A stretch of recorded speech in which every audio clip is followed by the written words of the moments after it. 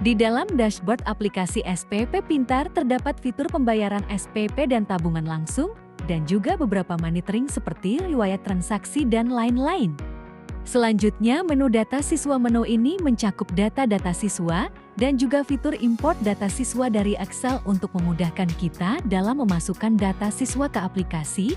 Bisa diambil dari data Dapodik atau data yang lain dengan menyesuaikan template data siswa yang telah disediakan, dan juga terdapat juga fitur tambah siswa manual jika ingin menginputkan data siswa secara manual. Terdapat fitur kenaikan kelas untuk perpindahan tingkat kelas siswa, jika terdapat kenaikan kelas, dan juga terdapat fitur kelulusan untuk meluluskan siswa yang sudah lulus guna memindahkan siswa ke halaman kelulusan agar tidak terjadi penumpukan data siswa yang sudah lulus. Terdapat juga fitur edit data siswa untuk merubah data siswa jika ada perubahan data siswa yang diperlukan, dan juga terdapat fitur keluarkan siswa jika terdapat siswa yang dikeluarkan atau terdapat siswa yang pindah. Sekarang kita ke menu pembayaran SPP. Di sini adalah menu untuk melakukan pembayaran SPP dan monitoring pembayaran SPP setiap siswa. Pada form input pembayaran siswa terdapat bulan dan tahun untuk menentukan bulan dan tahun pembayaran siswa. Di situ juga sudah otomatis menghitung SPP dari mulai tahun dan bulan masuk siswa. Dan juga terdapat dua pilihan metode pembayaran tunai dan transfer guna mencatat pembayaran. Setelah itu terdapat tanggal pembayaran untuk menginputkan tanggal sesuai pembayaran yang dilakukan.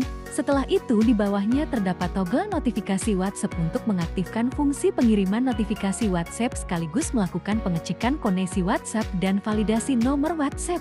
Setelah itu, pada riwayat pembayaran SPP terdapat fitur cetak untuk bukti pembayaran SPP dengan ukuran kertas A5. Setelah itu, kita pindah ke tab monitoring pembayaran. Di sini kita bisa melihat seluruh data pembayaran siswa mulai dari total tunggakan, status pembayaran bulan ini, dan beberapa filter untuk memfilter data pembayaran tertentu. Dan juga terdapat detail pembayaran yang akan memunculkan draw dari samping untuk menampilkan riwayat pembayaran dan tunggakan setiap siswa. Dan juga terdapat cetak PDF riwayat pembayaran SPP dan juga riwayat tunggakannya. Di atas terdapat cetak laporan untuk mencetak PDF laporan total pembayaran dan total tunggakan setiap siswa. Di sampingnya terdapat import pembayaran melalui Excel guna memudahkan transisi perpindahan data pembayaran terdahulu, dan juga terdapat panduan import data pembayarannya. Kemudian di sampingnya terdapat icon untuk memunculkan pengingat pembayaran yang terintegrasi dengan bot WhatsApp. Di sampingnya lagi terdapat tombol notifikasi untuk melihat status notifikasi WhatsApp yang dikirim. Baik, sekarang kita ke tab riwayat bulan ini. Di sini terdapat riwayat pembayaran SPP bulan ini dan juga cetak bukti pembayaran SPP. Baik, sekarang kita ke menu halaman tabungan siswa. Di sini terdapat beberapa tab. Pada tab pembayaran, kita disuguhi form input pembayaran beserta fitur yang hampir sama dengan form pembayaran SPP, dan juga terdapat riwayat pembayaran serta cetak bukti pembayaran. Kemudian tab monitoring untuk memonitoring transaksi tabungan setiap siswa, dan juga terdapat tombol detail untuk membuka draw dari samping guna melihat detail riwayat setoran tabungan dan penarikan setiap siswa, dan juga kita bisa menghapusnya untuk membatalkannya. Di samping tombol detail terdapat tombol cetak untuk mencetak riwayat transaksi tabungan setiap siswa. Kemudian di bagian atas juga terdapat tombol cetak, yang ini berfungsi untuk mencetak data tabungan seluruh siswa. Kemudian di sampingnya terdapat tombol import transaksi tabungan juga untuk memindahkan data tabungan yang lama. Di sampingnya lagi ada notifikasi untuk memonitoring setiap pengiriman notifikasi WhatsApp. Setelah itu terdapat tombol dan card untuk pemotongan biaya admin tabungan jika terdapat pemotongan biaya admin.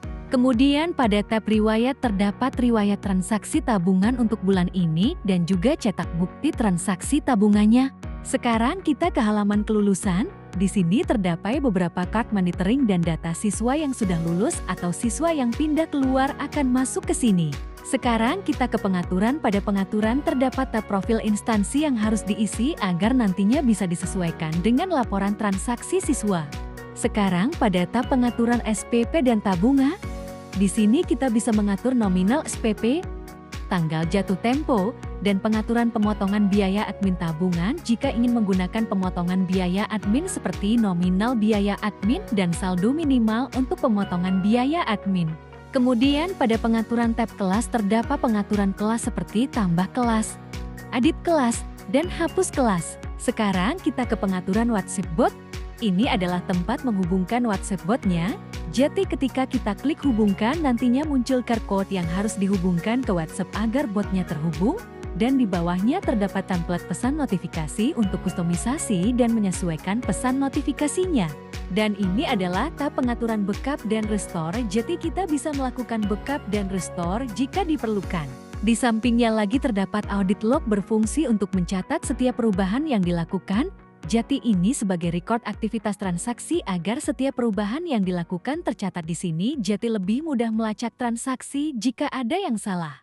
Kemudian pada tab keamanan kita bisa menambahkan PIN untuk membuka aplikasi agar lebih aman. Di sampingnya lagi terdapat tab tampilan untuk menyesuaikan tampilan agar bisa disesuaikan sesuai keinginan seperti pengaturan zoom jika layar kurang lebar atau terlalu lebar dan terdapat pengaturan lainnya seperti pengaturan avatar dan pengaturan tampilan lainnya. Dan ini adalah kad lisensi yang bisa diklik dan kita bisa memperbarui lisensi jika kita memilih berlangganan, namun kita juga bisa tidak berlangganan menggunakan sekali beli jadi bisa aktif selamanya. Jadi seperti itulah penjelasan singkat mengenai aplikasi Spintar pencatatan SPP dan tabungan. Sampai jumpa, jika ada pertanyaan silahkan tanyakan kepada admin kami.